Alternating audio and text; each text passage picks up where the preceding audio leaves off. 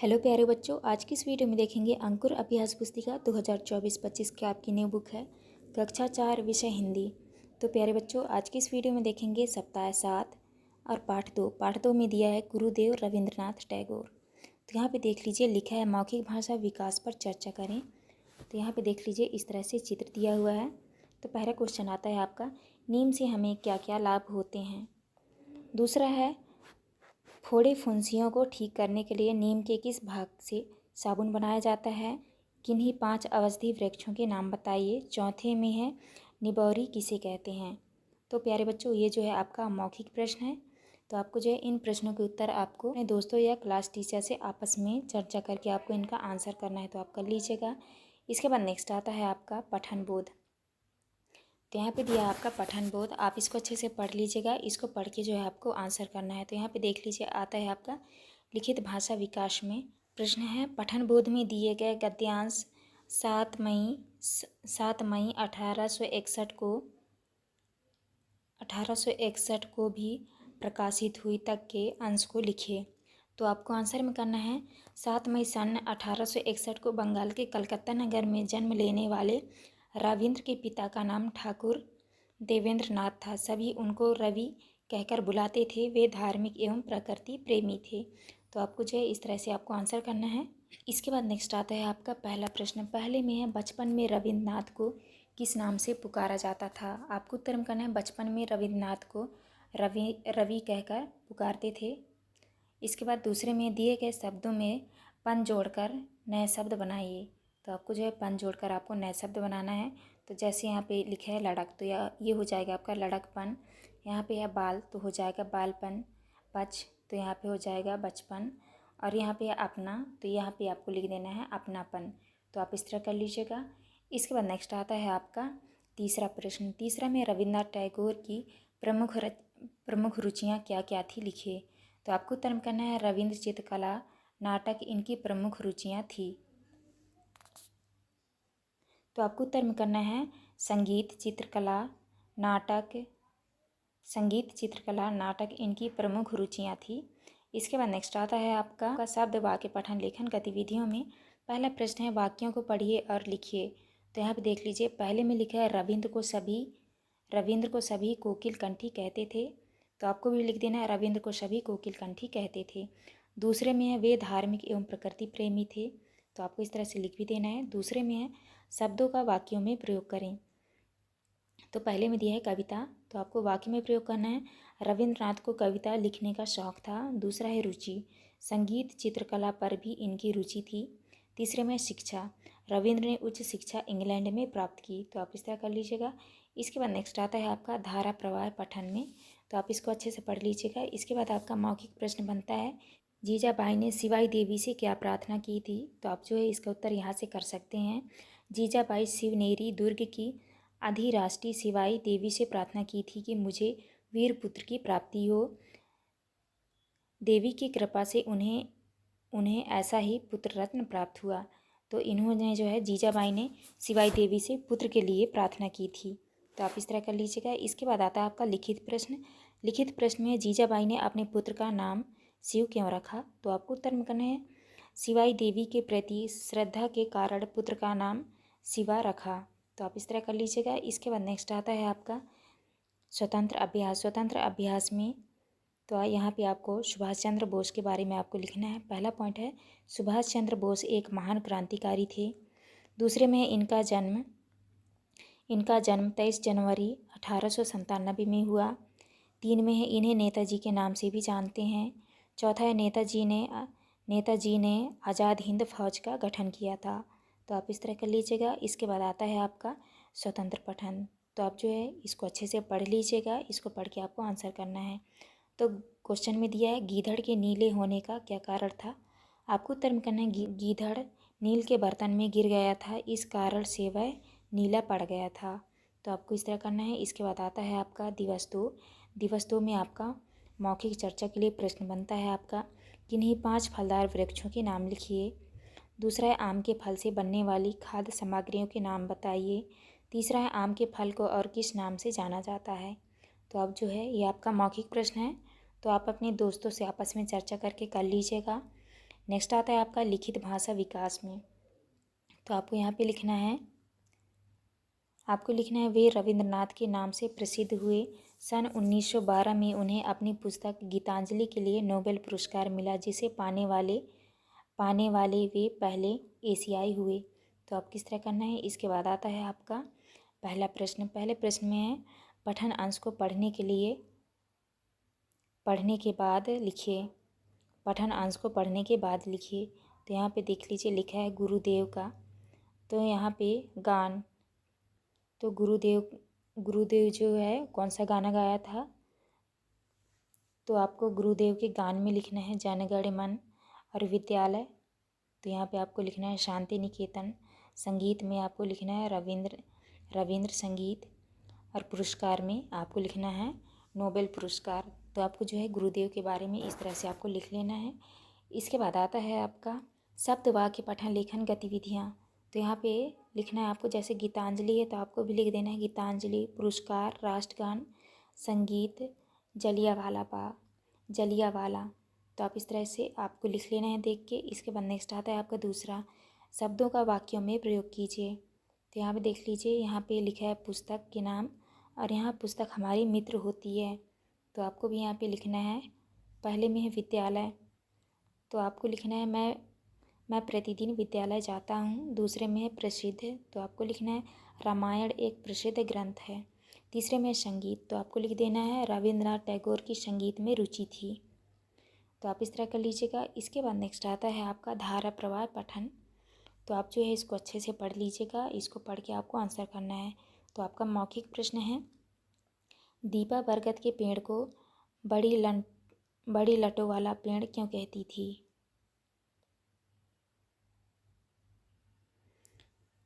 तो आप जो है इसका आंसर यहाँ से ढूंढ के कर लीजिएगा। इसके बाद लिखित प्रश्न में बगीचे में क्या क्या होता है अपने शब्दों में लिखिए। तो आपको उत्तर में करना है बगीचे में पेड़ पौधे फूल घास होते हैं। इसके बाद नेक्स्ट आता है आपका स्वतंत्र अभ्यास। स्वतंत्र अभ्यास में यहाँ पे आपको भरना है, जैसे लिखा है कहानी कविता का नाम, तो आपको यहाँ पे लिखना है चालाक लोमड़ी। कहानी कविता किसके बारे में है, तो आपको उत्तर में करना है लोमड़ी की चालाकी के बारे में। तो आप इस तरह भर लीजिएगा। इसके बाद आता है आपका स्वतंत्र लेखन। तो इस स्वतंत्र लेखन को आपको अच्छे से पढ़ लेना है। इसके बाद आपका पहला प्रश्न बनता है, ईश्वर ने चंद्रशेखर आज़ाद को किस कार्य के लिए धरती पर भेजा था। उत्तर में करना है ईश्वर ने चंद्रशेखर आज़ाद को आज़ादी का अलख जगाने धरती पर भेजा था। तो आप इस तरह लिख लीजिएगा। इसके बाद नेक्स्ट आता है आपका दूसरे में है आज़ाद की कौन सी बात उनकी महानता को सिद्ध करती है। आपको उत्तर में करना है माँ बाप के प्यार को छोड़कर देश की सेवा में समर्पित होना उनकी समानता को सिद्ध करती है, उनकी महानता को सिद्ध करती है। इसके बाद आता है आपका दिवस 3। तो दिवस 3 में आपका मौखिक कार्य के लिए आपका पहला प्रश्न है, हाथी अपने सूंड से क्या क्या करता है। दूसरा है हाथी पर किसी कविता की 4 पंक्तियाँ सुनाइए। तीसरा है हाथी के समान किसी बड़े जानवर एवं खरगोश के समान छोटे जानवर का नाम लिखिए। तो आपको जो है इस चित्र में देखकर आपको इनका आंसर कर लेना है। तो आप कर लीजिएगा। इसके बाद नेक्स्ट आता है आपका लिखित भाषा विकास में पहला प्रश्न है, यहाँ पे दिया है दिए गए वाक्य में रेखांकित शब्द के विलोम लिखकर पुनः वाक्य बनाकर लिखिए। तो देख लीजिए, पहले में लिखा है उसका काम अच्छा है, तो आपको लिखना है उसका काम बुरा है। दूसरे में वह बहुत लंबी है, तो यहाँ पे लिखना है आपको वह बहुत छोटी है। तीसरा है हमें कितना दुख है, यहाँ पे लिखना है आपको हमें कितना सुख है। तो आप इस तरह कर लीजिएगा। दूसरे में है पढ़े गए पठन अंश में किस किस के नाम आए हैं। तो आपको उत्तर में करना है रविंद्रनाथ, महात्मा गांधी, अल्फ्रेड नोबेल। तीसरे में है रविंद्र को कोकिल कंठी क्यों कहा गया। तो आपको उत्तर में करना है रविंद्र बहुत मीठा गाते थे, इसलिए सब उन्हें कोकिल कंठी कहते थे। चौथे में रविंद्र को लेकर कहाँ गए। तो आपको उत्तर में करना है रविंद्रनाथ रविंद्र को शांति निकेतन लेकर गए। इसके बाद आता है आपका यह है शब्द वाक्य पठन लेखन गतिविधियों में पहला है वर्ड वा से प्रारंभ होने वाले 4 शब्द लिखिए। तो आपको जो है वा से 4 शब्द आपको लिखना है बना के। तो यहाँ पे हो जाएगा वरदान, वचन, वन, वहम। इसके बाद दूसरे में है पढ़िए समझिए और लिखिए। तो यहाँ पे आपको लिखना है जैसे छोटा का बड़ा, तो यहाँ पकड़ना का छोड़ना, सुंदर बदसूरत, यह का वह। तो आप इस तरह लिख लीजिएगा। इसके बाद आता है आपका निर्देश। निर्देश में दिया है पाठ्य पुस्तक के पृष्ठ क्रमांक 11 के अभ्यास 2 को कॉपी में हल कीजिए। नीचे कुछ वाक्यों को अलग अलग भागों में लिखा गया है, उन्हें मिलाकर शुद्ध वाक्य लिखिए। तो आपको जो है इन शब्दों को आपको मिलाकर लिखना है। तो यहाँ पे देख लीजिए, लिखा है शुद्ध वाक्य में गीतांजलि पर उन्हें नोबेल पुरस्कार मिला। दूसरे पॉइंट में है सभी रविंद्रनाथ को बचपन में रवि कहकर बुलाते थे। तीसरे में उन्होंने शांति निकेतन में एक विद्यालय खोला। चौथा है 7 वर्ष की आयु में उन्होंने चित्र बनाना शुरू किया। तो आप इस तरह कर लीजिएगा। इसके बाद आता है आपका धारा प्रवाह पठन। तो आप इसको अच्छे से पढ़ लीजिएगा। इसके बाद आपका मौखिक प्रश्न बनता है माँ ने रोशन को ज़्यादा मूंगफली खाने से क्यों मना किया। तो आपको जो है इसका आंसर कर लेना है। तो यहाँ पे देख लीजिए, लिखा है रोशन को मूंगफली बहुत पसंद थी। उसकी माँ उसे थोड़ी थोड़ी मूंगफली देती थी, लेकिन वह ज़्यादा के लिए हट करता था। माँ हमेशा कहती एक साथ ज़्यादा मूंगफली नहीं खाना चाहिए। तो आपको इसका आंसर यहाँ से ढूंढ के कर लेना है आपको। लिखित प्रश्न में है किन्हीं 3 अनाजों के नाम लिखिए जिनकी फलियाँ होती हैं जैसे मूंगफली। तो आपको उत्तर में करना है मूंग, सरसों, चतुरफली। तो आप इस तरह कर लीजिएगा। इसके बाद आता है आपका स्वतंत्र अभ्यास में। देख लीजिए इस तरह से चित्र बना है। तो आपको जो है इनको देख के आपको आंसर करना है। तो स्वतंत्र पठन आप अच्छे से पढ़ लीजिएगा। इसके बाद पहला क्वेश्चन है किन्हीं 5 औषधीय पौधों के नाम लिखिए। तो आपको उत्तर में करना है नीम, तुलसी, मीठी नीम, पत्थर चट्टा, बेल। दूसरा में किन्हीं 5 मसालों के नाम लिखिए जिनसे बीमारियाँ दूर होती है। आपको लिखना है जायफल, काली मिर्च, लौंग, सौंठ, करड फूल। तो आप इस तरह कर लीजिएगा। इसके बाद आता है आपका तीसरा क्वेश्चन। तीसरे में स्वच्छ भारत पोस्टर देखकर पोस्टर के बारे में 3 पंक्तियाँ लिखिए। तो आपको उत्तर में करना है खाने के बाद एवं पहले साबुन से हाथ धोएं, गंदा पानी जमा ना होने दें, साफ सफाई का ध्यान रखें। तो आप इस तरह कर लीजिएगा। इसके बाद आता है आपका स्रोत लेख। स्रोत लेख में शिक्षा द्वारा बोले गए शब्द लिखने हैं आपको। तो आपको लिख देना है मूंगफली, देवेंद्रनाथ, रविंद्रनाथ, शांति निकेतन। तो आप इस तरह कर लीजिएगा। इसके बाद नेक्स्ट आता है आपका दिवस 4। तो दिवस 4 में यहाँ पे देख लीजिए मौखिक चर्चा के लिए प्रश्न है पेड़ पर से चॉकलेट तोड़ने के लिए आप क्या करेंगे। पेड़ लगाने के लिए बीज को ज़मीन में बोते हैं, यदि हम टॉफ़ी को ज़मीन में बोते हैं तो क्या होगा। और तीसरे में पेड़ लगाने के लिए क्या क्या करना होगा, क्या क्या करना होता है। तो बच्चों ये आपका मौखिक प्रश्न है। तो आप इनका आंसर कर लीजिएगा आपस में, अपने दोस्तों के साथ आपस में एक दूसरे से चर्चा करके। इसके बाद लिखित प्रश्न में है पहला प्रश्न है 3 झाड़ीदार पेड़ों के नाम लिखिए। तो आपको उत्तर में करना है मेहंदी, गुलाब, बाँस। दूसरे में आपके अनुसार और किन किन चीज़ों के पेड़ होने चाहिए। आपको उत्तर में करना है मेरे अनुसार पैसों की किताब, कॉपी, कलम, पेन, पेंसिल, गाड़ी के पेड़ होने चाहिए। तीसरे में है अंग्रेज़ों का विरोध गुरुदेव ने क्यों किया। आपको उत्तर में करना है क्योंकि गुरुदेव अंग्रेज़ों की नीतियों एवं अंग्रेजी शिक्षा के खिलाफ थे। इसके बाद चौथे में शांति निकेतन विद्यालय में बच्चे किस तरह के वातावरण में शिक्षा प्राप्त करते थे। आपको उत्तर में करना है शांति निकेतन में बच्चे खुले वातावरण में पेड़ों के नीचे बैठकर शिक्षा प्राप्त करते थे। तो आपको इस तरह करना है। इसके बाद नेक्स्ट आता है आपका शब्द वाक्य पठन लेखन गतिविधियों में। पहला प्रश्न है पढ़िए और लिखिए में है आपका निर्देश, उपाधि, महात्मा, चित्र शैली। तो आपको जो है इन्हीं शब्दों को दोबारा से आपको लिख देना है। तो आप लिख लीजिएगा। नेक्स्ट है आपका जोड़ी बनाइए। तो यहाँ पे आपको जोड़ी बनाना है। तो छोटा का हो जाएगा बड़ा, सुख का दुख, इधर उधर, जन्म मरण, योग अयोग। तो आपको इस तरह जोड़ी बना लेना है और यहाँ पे आपको इस तरह से लिख लेना है। तो आप लिख लीजिएगा। इसके बाद नेक्स्ट क्वेश्चन आता है आपका तीसरा में इन वाक्यों को पढ़िए और लिखिए। तो यहाँ पे देख लीजिए वाक्य लिखा हुआ है, इनको जो है आपको लिखना है।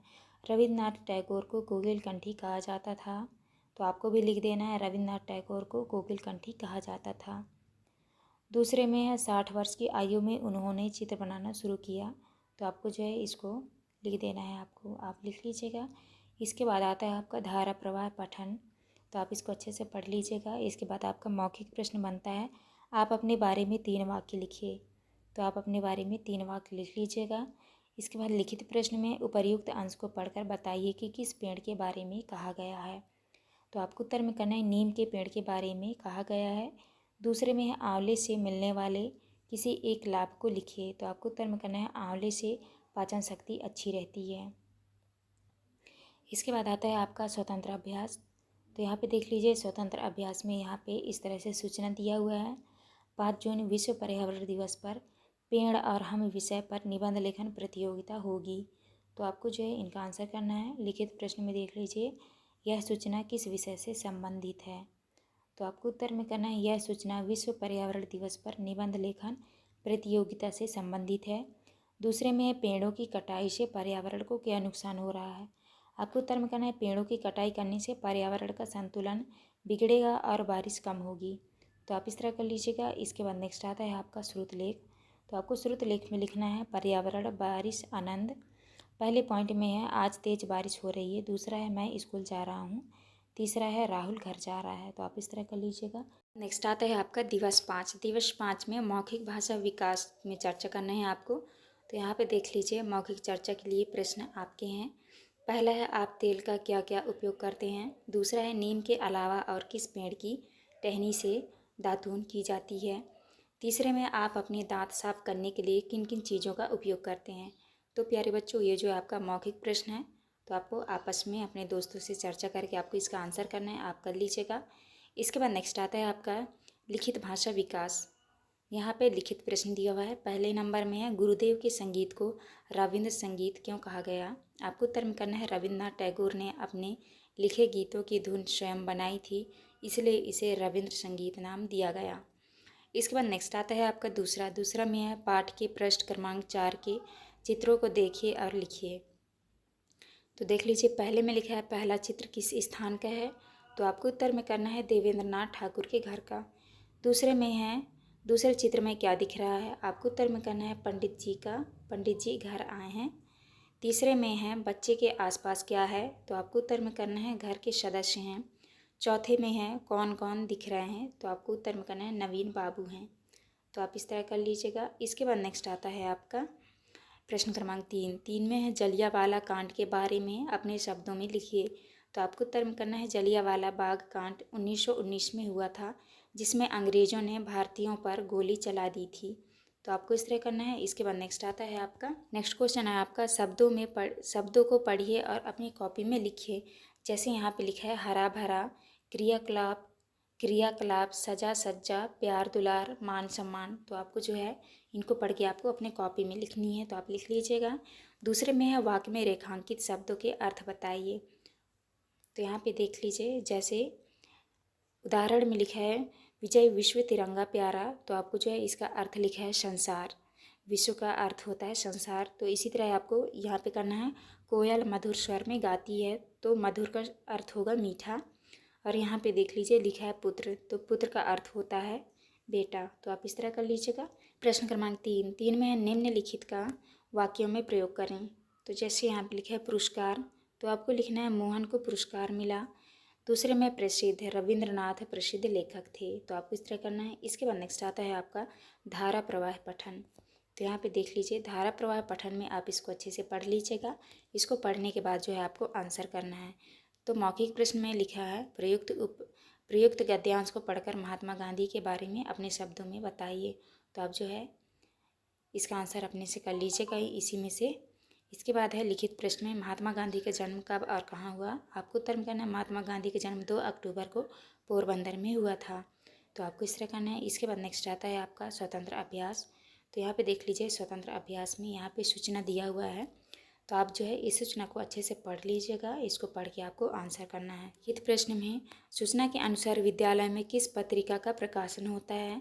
आपको उत्तर में करना है विद्यालय में नटखट पत्रिका का प्रकाशन होता है। दूसरे में छात्र अपनी रचनाएं या चित्र प्रकाशित करवाने के लिए क्या करेंगे।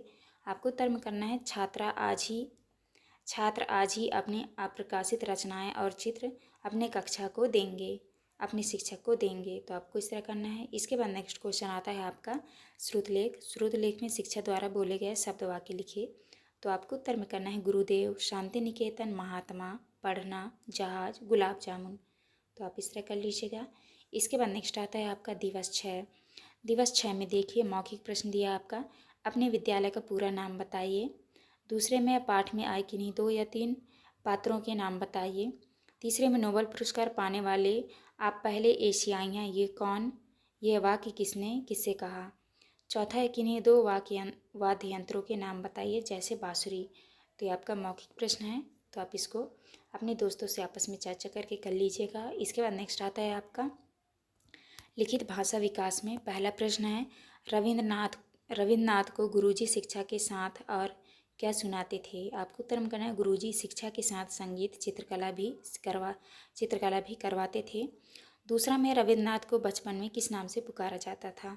आपको उत्तर में करना है रविन्द्रनाथ को बचपन में रवि कहकर पुकारते थे। तो आपको इस तरह करना है। इसके बाद नेक्स्ट क्वेश्चन आता है आपका शब्द वाक्य पठन लेखन गतिविधियों में पहला प्रश्न है, इन वाक्यों को पढ़िए और लिखिए।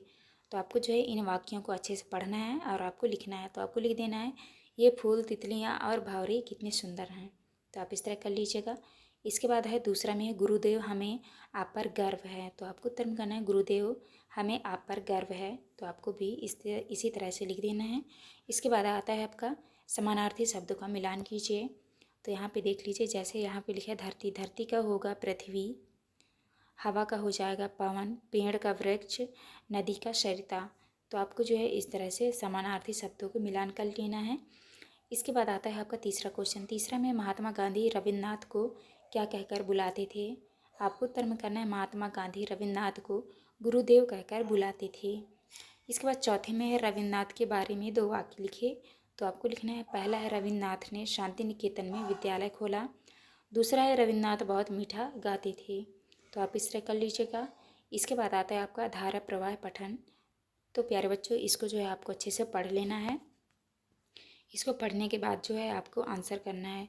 तो देखिए मौखिक प्रश्न में आपका है नेहरू जी के संबंध में कोई 2 बातें लिखिए। तो आपको जो है यहाँ से ढूंढ के नेहरू जी के बारे में 2 बातें आपको लिख लेना है। आप लिख लीजिएगा।